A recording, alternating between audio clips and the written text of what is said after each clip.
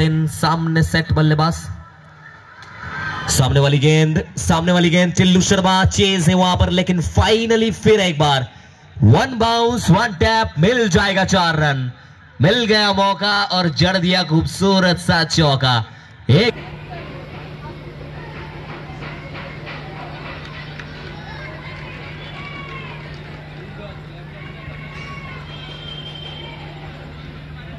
है, आप कोई टेंशन नहीं है आपके पास, अच्छे पोजीशन पे आप बल्लेबाजी कर रहे हैं, डगआउट पूरी तरीके से कूल है, बातचीत चल रहा होगा दूसरे इनिंग्स के लिए। कौन सी जगह पे वो सेनापति, उनको दारोमदार लेना पड़ेगा। सेनापति कौन मारेंगे? तुर्मोय 7 पे 23।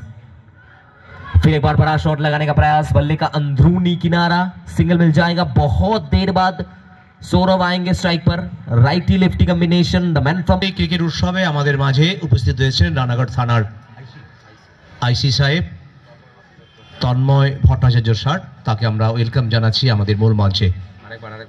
তবে উপস্থিত হয়েছেন রানাঘাট থানার আইসি সাহেব তন্ময় ভট্টাচার্য স্যার, তাকে আমরা ওয়েলকাম জানাচ্ছি আমাদের মূল মঞ্চে।